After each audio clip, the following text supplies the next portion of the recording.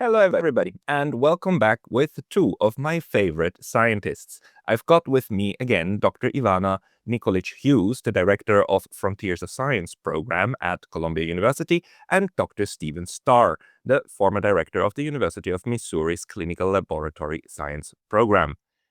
Ivana, Stephen, welcome back. Thank you so much for having us. Well, thank you very much for agreeing to talk to us today about, the reality and the very, very horrible reality of the nuclear threat. I know, Stephen, you prepared actually a couple of slides, so I'll give it over to you. Yes, thank you, Pascal. Ivana and I are going to do a joint presentation. I'll share my screen here. Well, I taught a class on nuclear weapons at the University of Missouri for about 10 years, and I found that most of my students were very ill-informed about what nuclear weapons were, what nuclear war meant.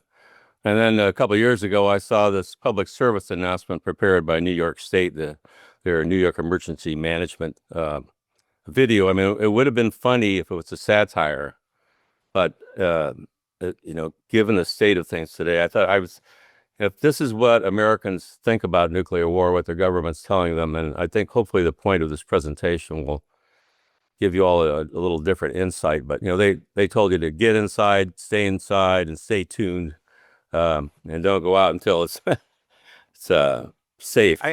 This was big a couple of years ago when it came out because it is such a ridiculous video. It's like, okay, Right. Just shelter in place and grab some snacks. Stay tuned. You've got this.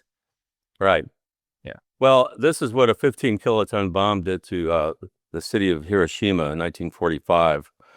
There was about 5 square miles of the inner city. It was completely destroyed by a nuclear firestorm. People there that stayed inside weren't safe at all. And nowadays, the power of modern nuclear weapons dwarfs the power of the atomic bombs that were first developed 70, 80 years ago. I put these drawings are to scale. The Hiroshima 15 kiloton bomb. Kiloton means thousands of tons of TNT explosive equivalent. It's on the left corner there. Russia today has a couple 800 kiloton thermonuclear warheads on their ICBMs that are ready to launch within 5 minutes or less. And they also have deployed these incredibly large 57,000 kiloton. That 1,000 kilotons is 1 megaton or 1 million tons of TNT. This is an image of a bomb that they detonated in 1961. And this, to give you a sense of perspective, this is a group of American soldiers that were marched out in the Nevada desert to watch a test. The 22 kiloton bomb that was airdropped. And this picture was taken 7 miles away from the mushroom cloud.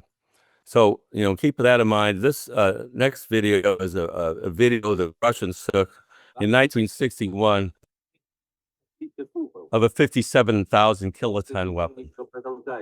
It's 90 miles away.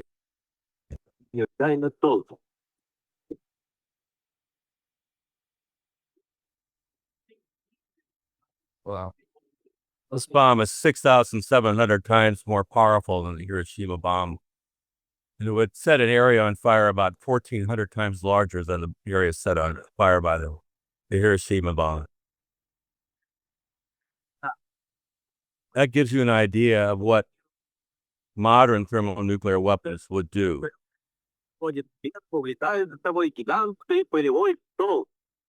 Now, I'll give this to Ivana here. She can take over.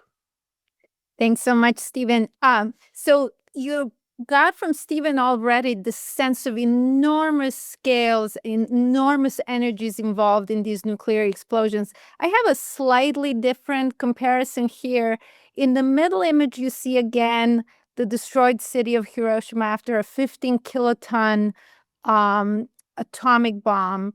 And then at the bottom is the Russians, the Soviets tested the Tsar bomb. You just heard 57,000 kilotons. The largest U.S. explosion was the Castle Bravo explosion in 1954, another thermonuclear or hydrogen bomb. This is the image of the Castle Bravo mushroom cloud, which was 25 miles or 40 kilometers high. and 60 miles wide, or about 100 kilometers wide. And that was exactly 1,000 times more powerful than the Hiroshima bomb. But how does this actually compare to chemical explosives? So we're talking about these energy yields in terms of TNT equivalents. So 15 tons for Hiroshima, 15 megatons for Castle Bravo. At the top, you actually have two images related to the Oklahoma City bombing. So on the left is the federal building that was destroyed in this attack. On the right, of course, is the image of the building after the attack. This was in April of 1995, so a little more than 30 years ago. The official narrative here is that Timothy McVeigh filled a Ryder truck with chemical explosives equivalent. I've seen different estimates, but let's call it 2.5 tons of TNT equivalent in terms of energy yield. So that explosion actually killed 168 people, including actually 19 children at the daycare center of the federal workers working in the building. Over 300 other buildings in a 16-block radius were either damaged or destroyed. The damage at the time was $650 million. So in today's dollars, probably well over $1 billion. And we're talking about the energy yield that is 6,000 times smaller than the Hiroshima bomb, or 6 million times smaller than the Castle Bravo bomb. And that's not all. So, Stephen, if you just go to my next bullet point, what's also special about nuclear weapons is what happens to all of that energy. Fine, they produce a ton of energy, a lot more energy than single chemical bombs can do. Although, of course, what we have seen, in fact, in Gaza since October 7th of 2023, what we have seen there is that the amount of explosives used is estimated to be on the order of 100 kilotons of explosives. Now, that may not be exactly 100 kilotons of TNT equivalent, but it's still on the order of a few to several Hiroshima bomb equivalents. But one of the big differences here that we have is that in Gaza, it's all destroyed, right? So the energy goes into the blast. With nuclear weapons, you have the blast, the destruction, you have the heat, and we'll see a little bit about that from Stephen in just a moment, in that some of the energy, in fact, 35% of the energy that's produced goes into heat, in essentially creating a fireball, essentially creating a miniature sun on the earth. And then on top of all of this, you also get, with nuclear explosions, radiation. Some of the energy goes into producing the initial radiation. That's things like neutrons and gamma rays, all very destructive, especially to human health. But then there's also the long-term consequences of radiation fallout with several isotopes. If you just flash them, playing a particularly troublesome role. And I just want to highlight these ones, but there are others as well.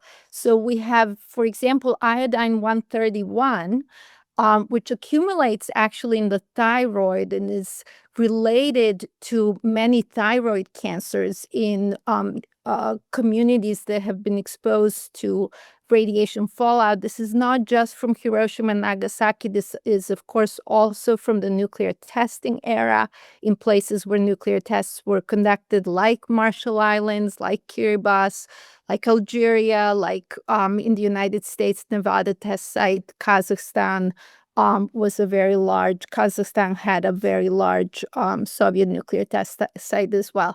And iodine-131 it's very interesting because it has a half-life of 8 days. That means it doesn't stay in the environment for very long. It might be in the environment for a few weeks, and after that it's gone. But while it's there, again, it accumulates in the thyroid.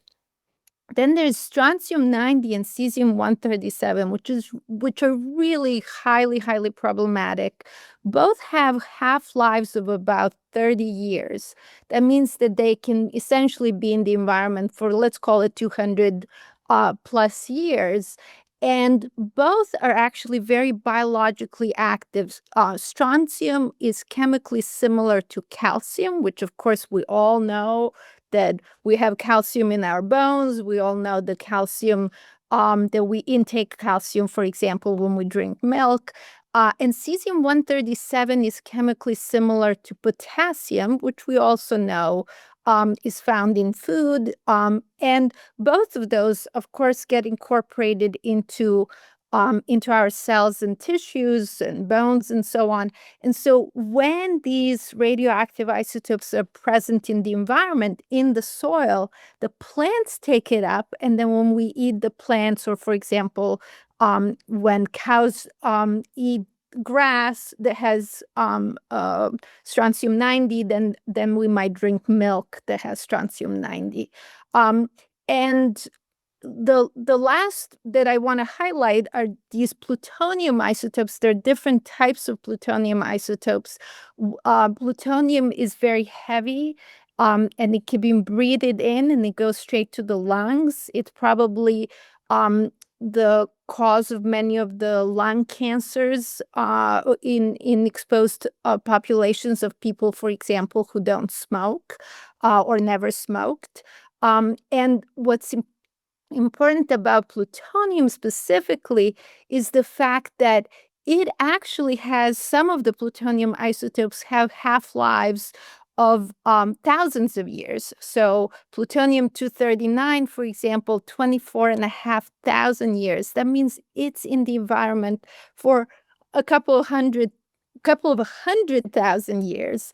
And so I think this kind of radiation exposure just really illustrates that nuclear weapons are just so different from anything else that we might use in times of war, or that, for example, has been used in Gaza, where you can imagine coming back and rebuilding, whereas this sort of radiation fallout doesn't just impact regions locally. It can spread around the globe, and it can really last for very, very long periods of time. And in fact, my own research at Columbia with students and colleagues in the Marshall Islands, which was site. Can you just go back?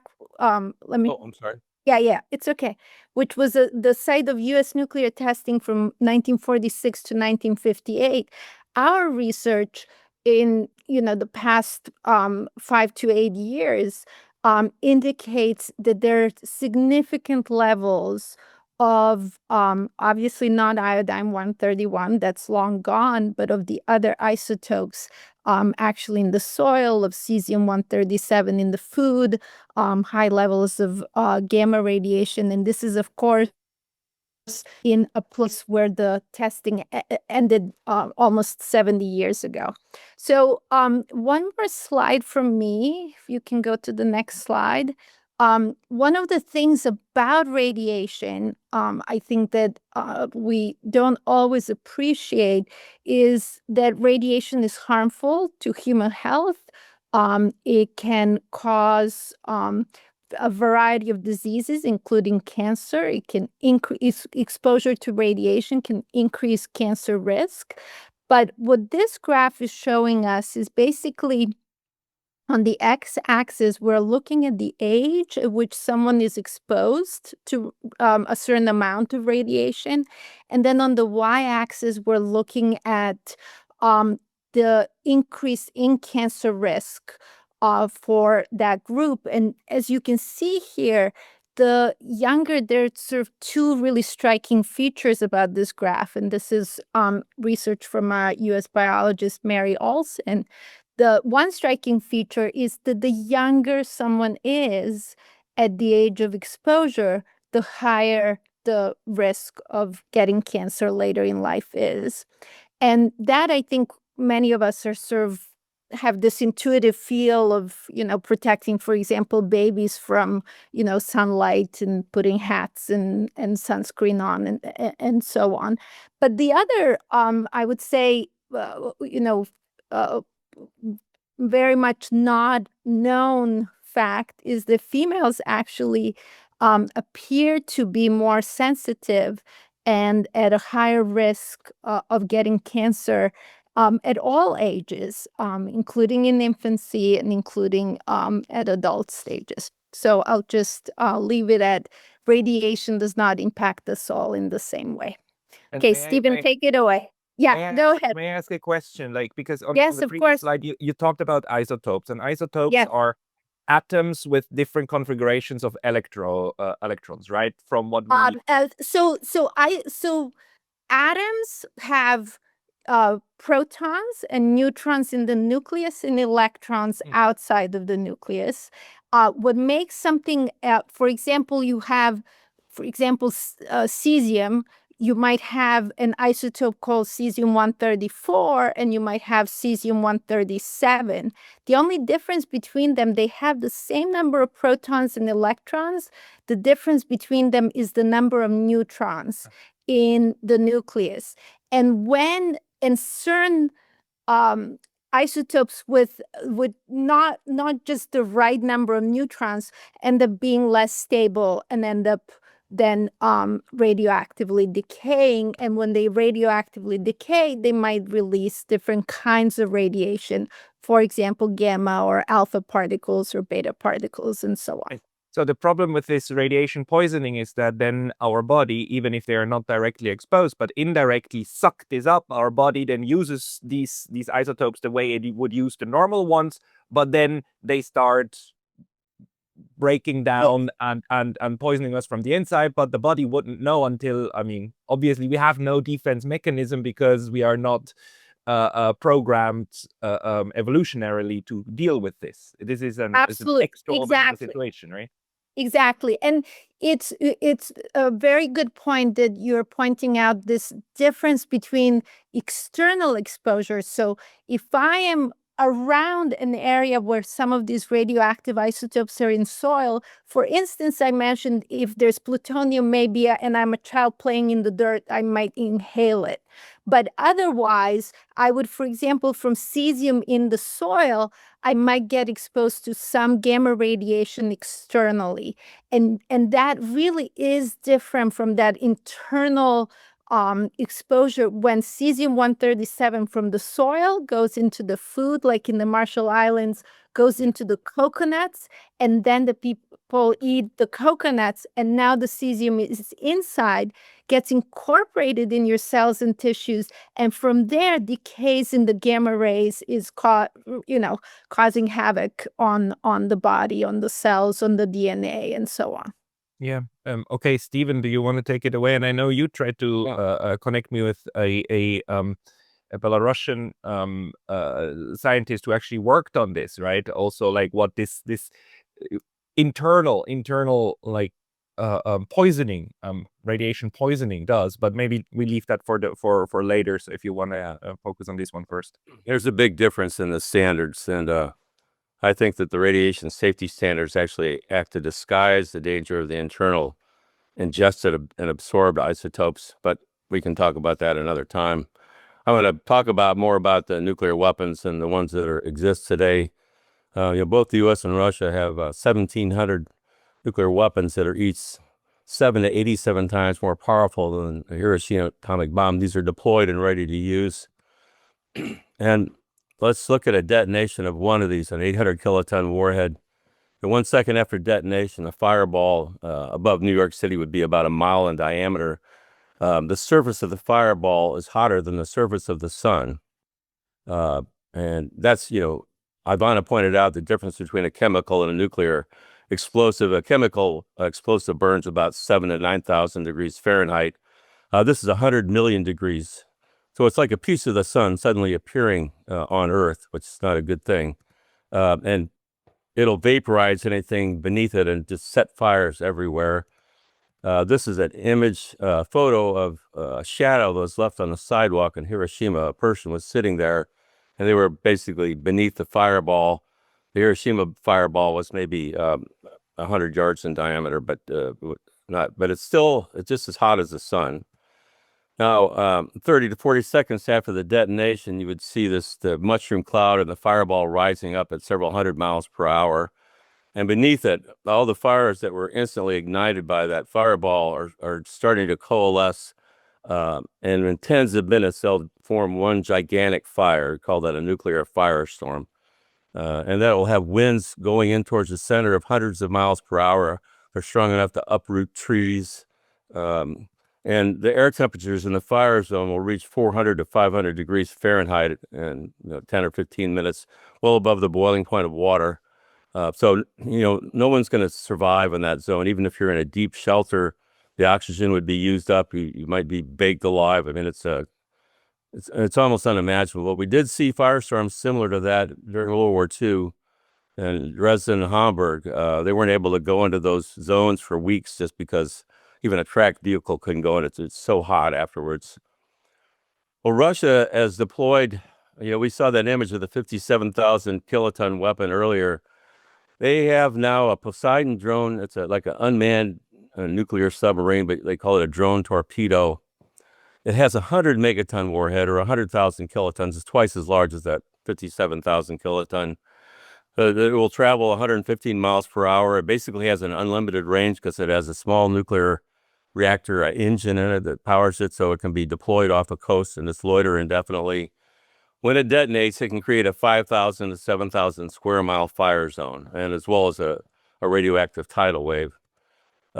Just to compare the fire zones, on the left is underneath the little red marker in the center of Manhattan is a fire zone from the Hiroshima bomb, and on the right is a fire zone from a Poseidon, a 100 megaton bomb. This is a Russian sub that would carry 6 of them. They have deployed 3 of these subs now.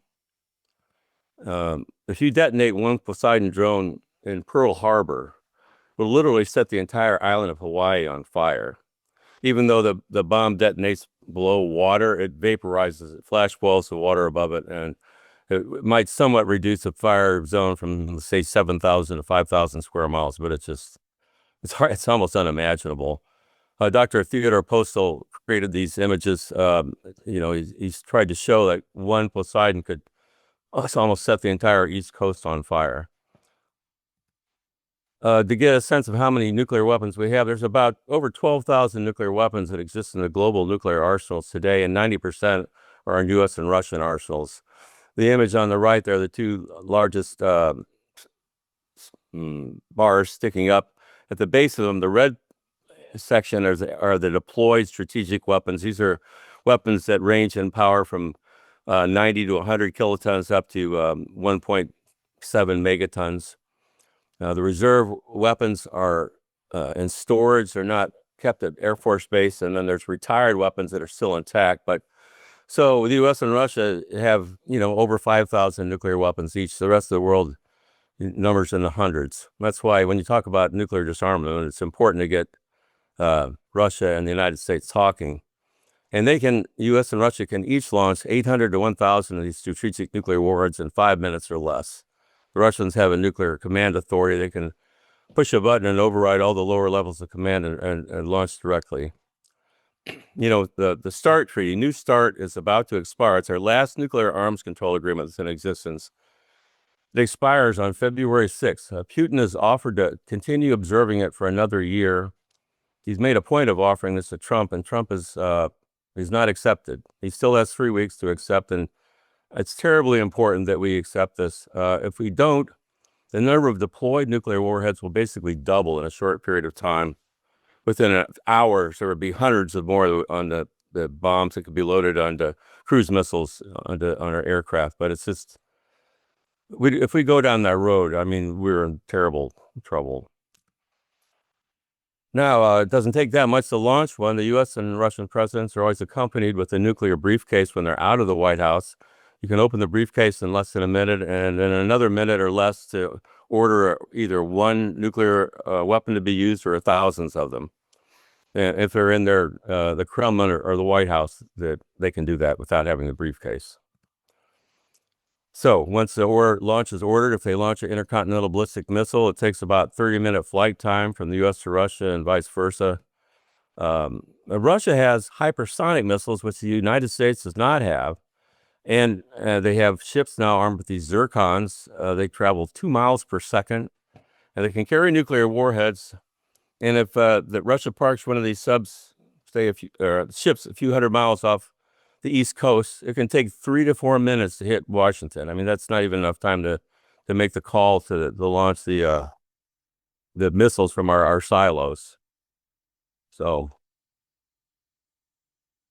and now Russia also has just deployed a new intercontinental ballistic missile that has 11,000-kilometer range. It can go anywhere. It can travel over the U.S. South Pole, where U.S. early warning systems are not looking, and it has warheads that travel 4 miles per second, and they're maneuverable. And we have no defense against these. We won't even see them coming. So this is, do we want to start a nuclear war with Russia when they have weapons like this that we can't defend against? And these warheads could be anywhere from 100 kilotons to megaton range. The submarine launched ballistic missiles, both the U.S. and Russia have nuclear subs that they can park off the coast and hit targets in the U.S. and Russia in 7 minutes or less. The U.S. Trident sub each carries 24 missiles, and they can be used to launch a nuclear first strike. And these missiles can be launched every 15 seconds from when the sub's 150 feet deep. If you park one of these Ohio-class subs in the Barents Sea, it can hit Moscow in 7 minutes. So the Russians have to think about that when Trump threatens and says, well, we're going to send one of our subs off the coast just to warn them. That raises a lot of alarm bells for the Russians. We always have 4 subs deployed at what they call hard alert status, which means they're in a position of fire, but they don't necessarily come in this close. If you detonate a warhead from a Trident, this is a picture there in the center of the crater that would be created by it. You could fit the U.S. Capitol building there in the center to show you how deep it would be. So they can use these. They're very accurate now. They can use them as a first strike to take out Russian ICBMs, their silos. So it creates a first strike danger to Russia that they're acutely aware of. We're always looking. We have our early warning systems and our command centers buried in Cheyenne Mountain with screens up. But Russia has the same thing. So both sides are always poised 24 hours a day looking for an attack. This all goes on sort of behind the screens. We don't think about it. We don't hear about it, but it's there. I created a video here that it shows what happens if we are stupid enough to get into somebody shoots off a nuclear weapon or Russia decides that they want to retaliate. This begins with a Russian strike against targets in Europe and NATO. Now, once this happens, the U.S. is going to launch what they call a counterforce strike targeted at Russian nuclear and conventional forces. Russia will detect that, and then they will launch a full-scale strike against the U.S. The U.S. sees that. We launch a full-scale strike. And in less than an hour, there will be 4,000 nuclear detonations that will destroy every major city in North America and in Europe, probably China. And the massive nuclear firestorms created by these will cover hundreds of thousands of square miles, and everything remotely flammable in the fire zones will burn. As I said before, there's no survivors in the fire zones where the temperatures will go well above the boiling point of water. About 150 million tons of smoke and soot will be created by these firestorms, and it will quickly rise above cloud level into the stratosphere where it cannot be rained out. The high winds in the stratosphere will spread the smoke around the Earth in about a week, forming a global stratospheric smoke layer. The sun will heat this black smoke, and that will heat up and destroy the protective ozone layer above the Earth. It will also block warming sunlight from reaching the surface of the Earth. This is a map showing the smoke spread, and the scientists calculate about 70% of the light in the northern hemisphere would be blocked by this stratospheric smoke layer, 35% in the southern, but it'd be too cold to grow anything for a long time. 2 weeks after the war, the temperatures would plummet everywhere on Earth. And temperatures would fall below freezing all over the continental land regions. And extreme cold would reduce rainfall by 90%. And it would be below freezing every day for up to 3 years in Central North America and Eurasia. So this prolonged cold and dark would prevent food crops from being grown for many years.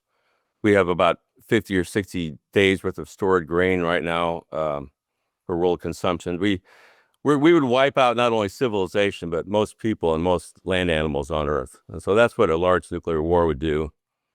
This is an image of a farmer standing in a barren field looking up it's a cloudless sky. That's what the smoke would look like. They say at noon, you would have about as much light at noon in June as you would as having a full moon today at midnight. That's how dark it would be. So I'm going to let Ivana talk about what would happen if it doesn't even if it's not a full-scale nuclear war. You can have a war between India and Pakistan with fewer numbers of atomic weapons, but you're still going to have the same sort of effect. Yeah, no, thank you, Stephen. We've actually known, so what Stephen has been describing is referred to as nuclear winter.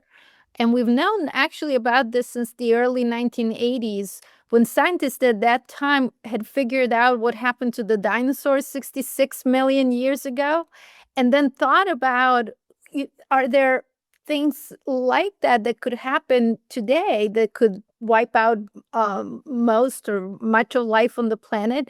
What happened to the dinosaurs was that an asteroid hit the Earth at what is today Yucatan Peninsula in Mexico, and caused such widespread environmental global changes, including initially the cooling of climate and later on other impacts as well.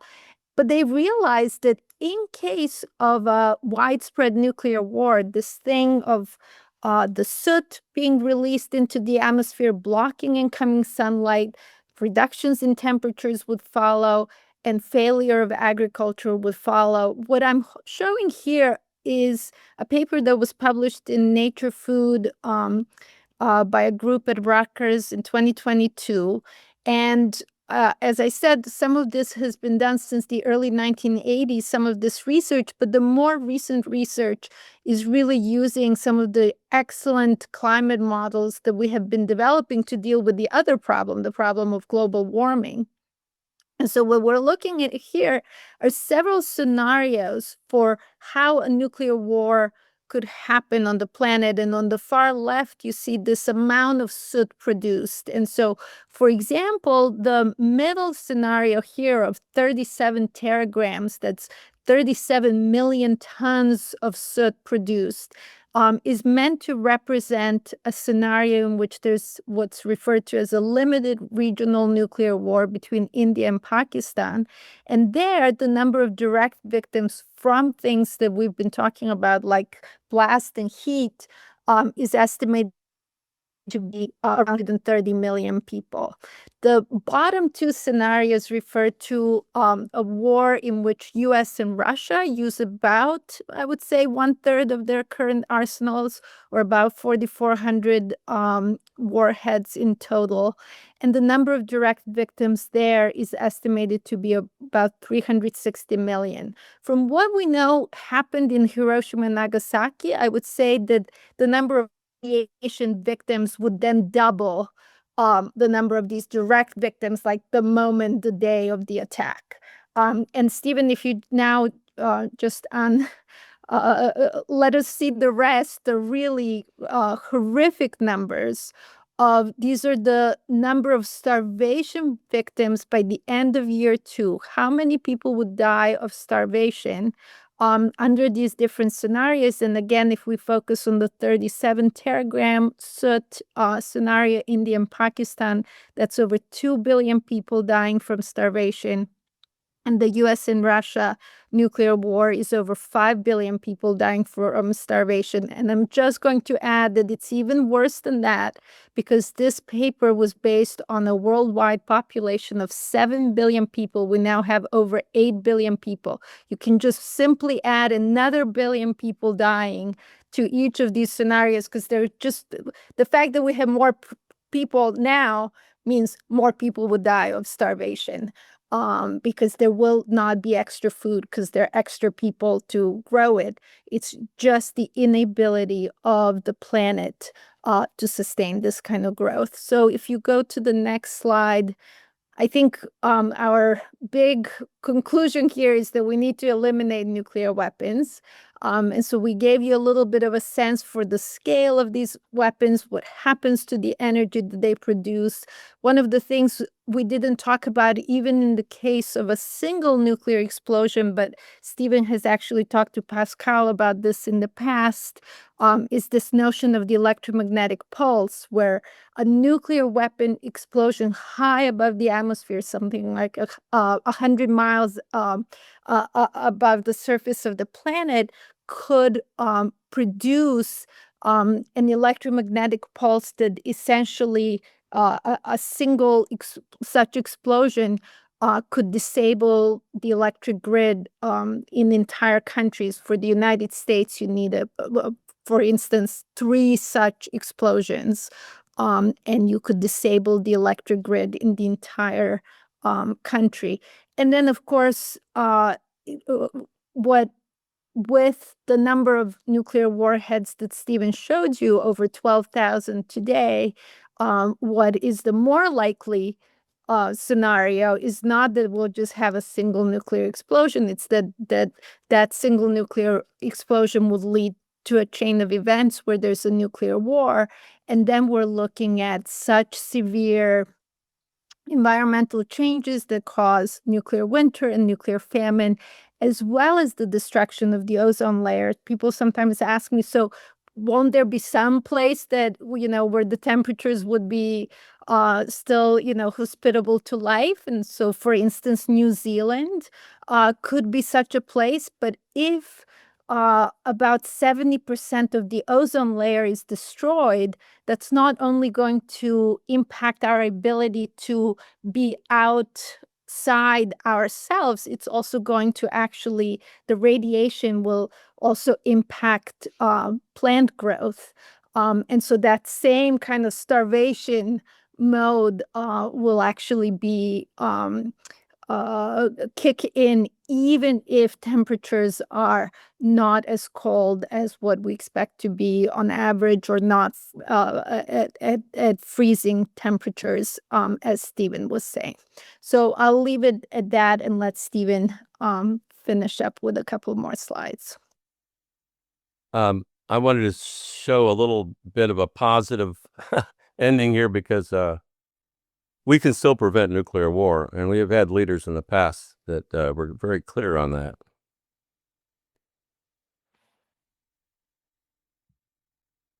Never have the nations of the world had so much to lose or so much to gain.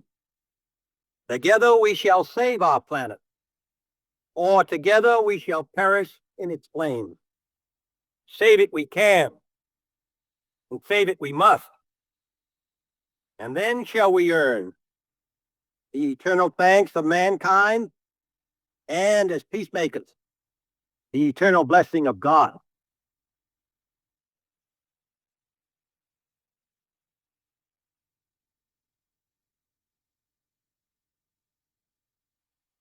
We all need to be John F. Kennedy and speak out.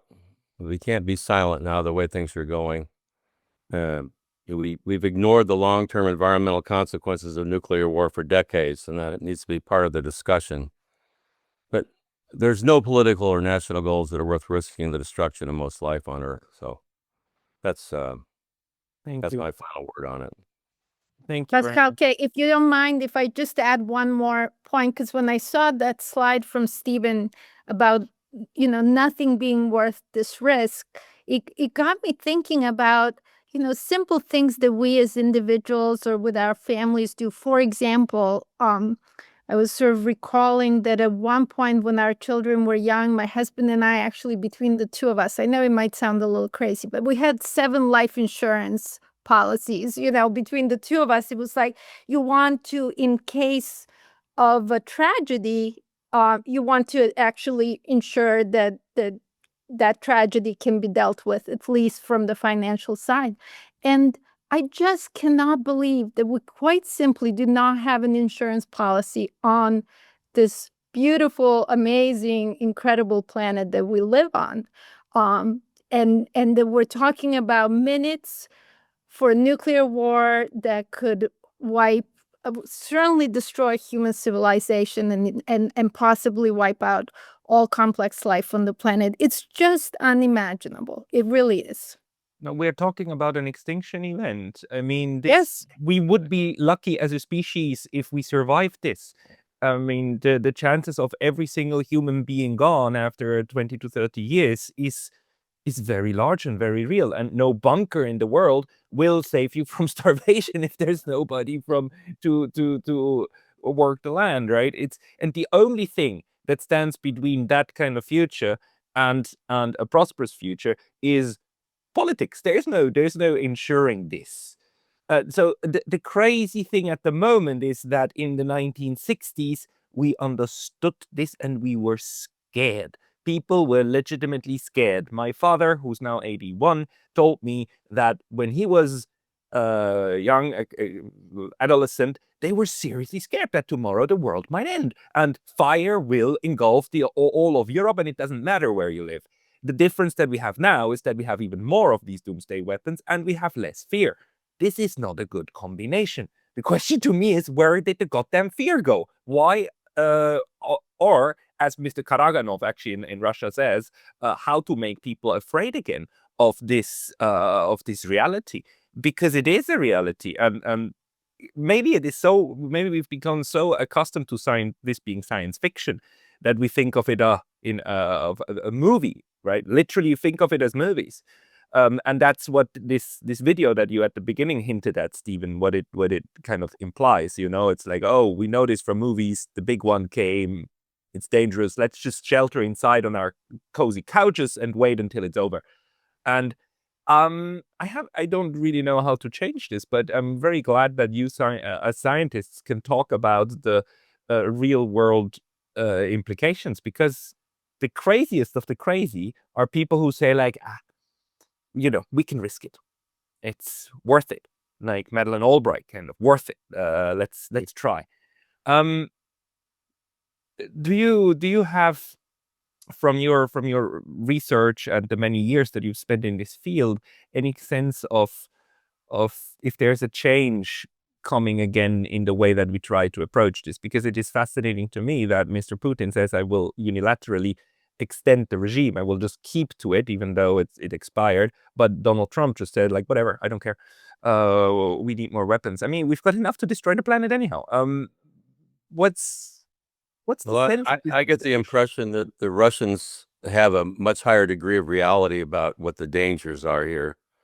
But here in the West, it seems like a combination of incompetence and arrogance, hubris, and bordering on insanity at this point. Because I gave a talk the other day, and it was the leaders of the U.S. and NATO no longer have any fear of nuclear deterrence, nuclear war. They're not deterred. I mean, the United States, NATO, the British, we've attacked the Russian early warning systems, the Russian strategic bombers. We just tried to assess. Putin's been 2 assassination attempts. The last one on his official residence, where there's also a nuclear command and control center. This was unthinkable during the Cold War. I mean, like you say, that people would have just. It would never. Nothing like that ever occurred. But now they're playing nuclear chicken every week, and I don't understand. The British and the Baltic states, they're going to start stopping Russian ships on the high seas, and they're going to show Russia. Well, the Russians now are seriously talking, a lot of the people, about using a nuclear weapon against the British or NATO.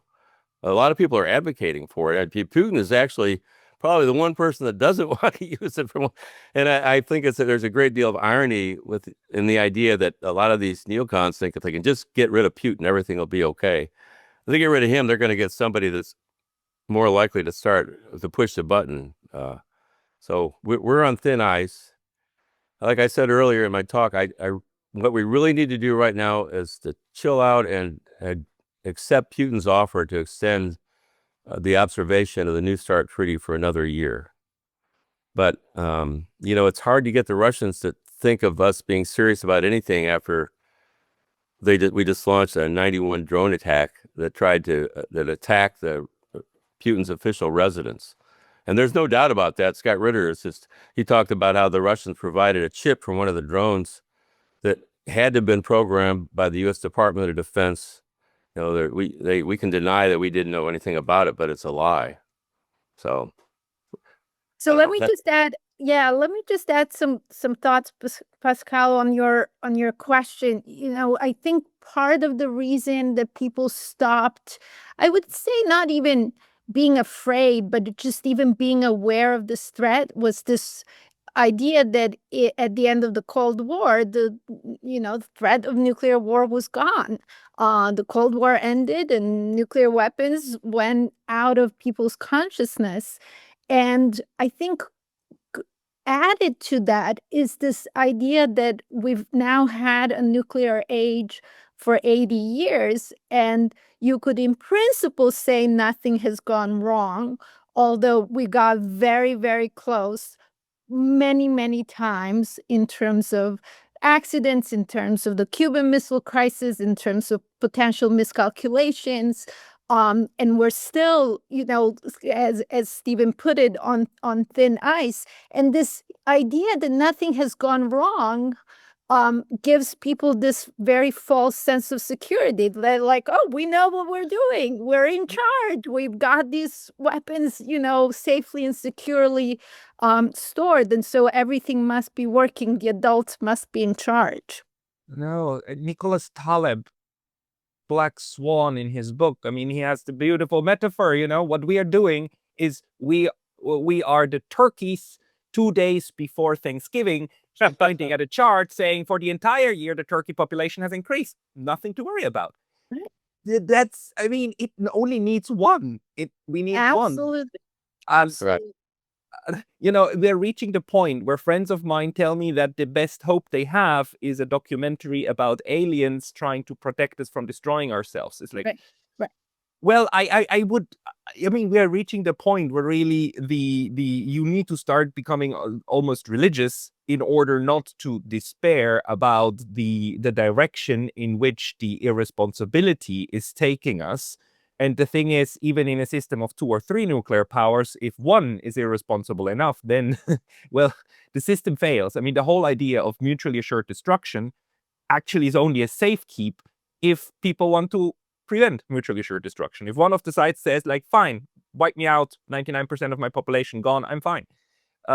But it's even worse than that, Pascal, because what we had, for example, in 1983, 2 very famous incidents. One, Able Archer, a very serious NATO exercise that the Russians interpreted as the real thing, started putting nuclear warheads on bombers. And then another one where basically you had this showing up in their detection screens, this alignment between satellites and clouds, and they thought they were under attack. And this one Soviet officer, Stanislav Petrov, decided not to pass on that message, just decided, look, this just looks too weird. It looks like 5 incoming missiles. Why would they only send 5? If they were really attacking us, they'd send even more. And he essentially prevents nuclear war, single-handedly, the man who saves the world.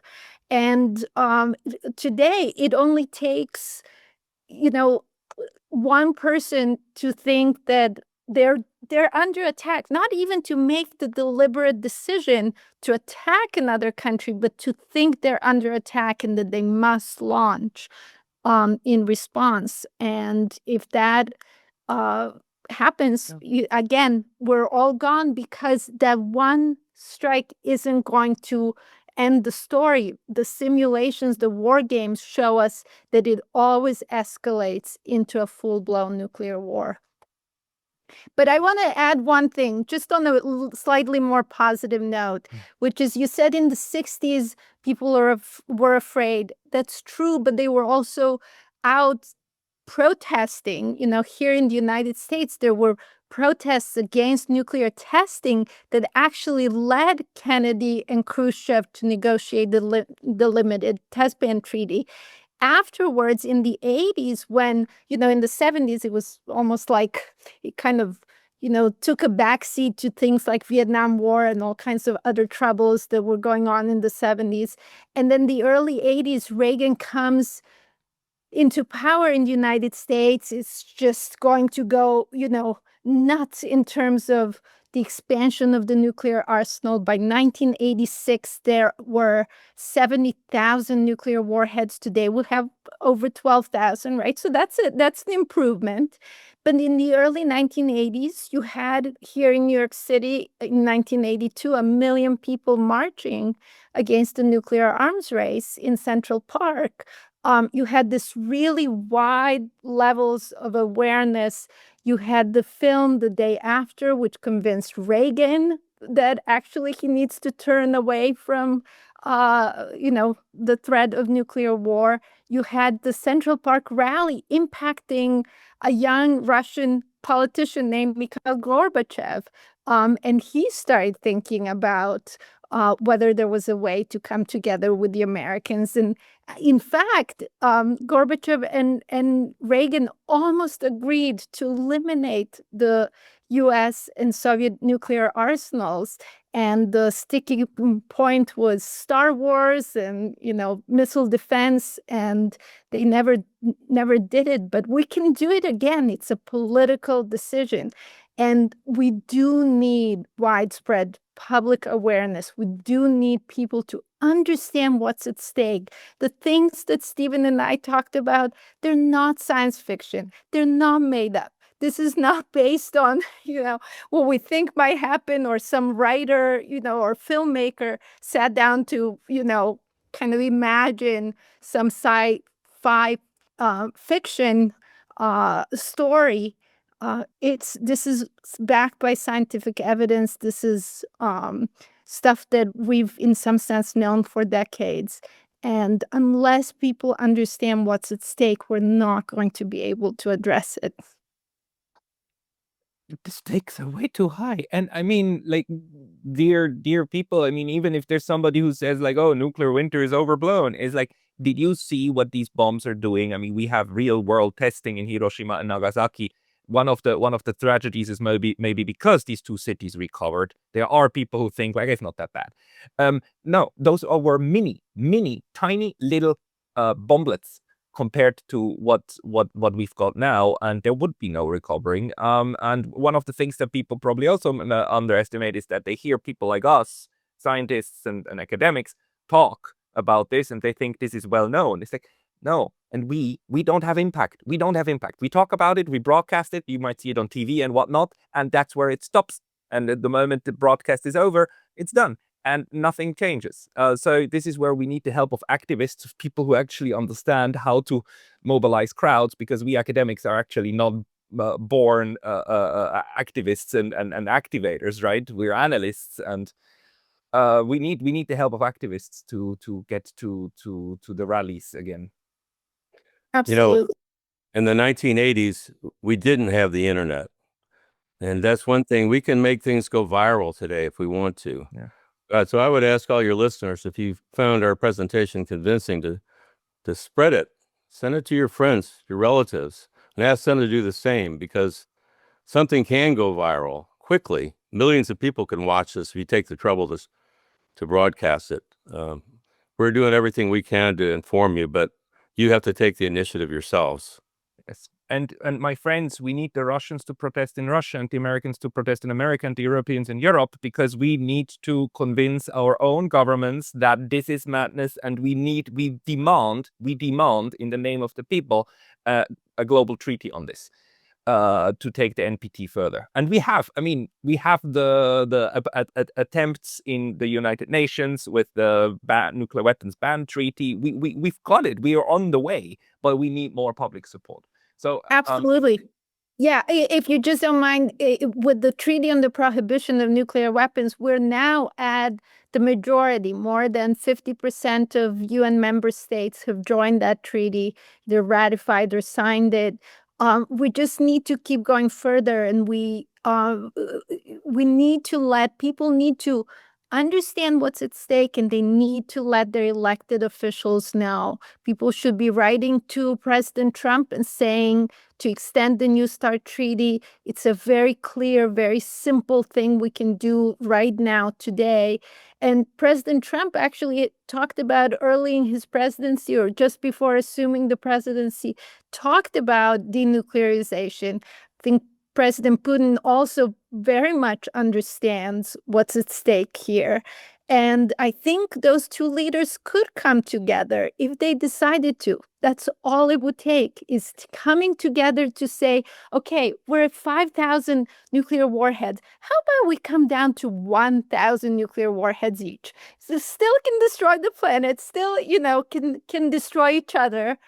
But how about we begin that process of going down? And you mentioned the NPT, the Nuclear Non-Proliferation Treaty. That's an obligation. Disarmament is an obligation of all the nuclear weapon states, including, of course, US and Russia and France and UK and China. They're all obligated, according to that treaty, to work towards disarmament. Yeah. And just to mention, we have success stories, and we have figured out political mechanisms. Scott Ritter is part of that. If you send nuclear weapons arms control people to the other side and you verify yourself, this has worked beautifully. It has led to the reduction. So we know what kind of mechanisms can be used that are realistic. It's not like, you're dreaming. No, they're realistic, because you check on each other. You make an agreement, and then you check, and you bake the checking and actually also the dispute resolution into these mechanisms. So long story short, I thank you both for your advocacy and for your scholarship on this. Ivana, Hughes, and Stephen Starr, you can be found. I mean, if people Google your names, they can find your profiles, they can find your scholarship. I will put the links into the description of this video below. Ivana, Stephen, thank you for your time today. Thank you. Thank you so much. Thank you, Pascal.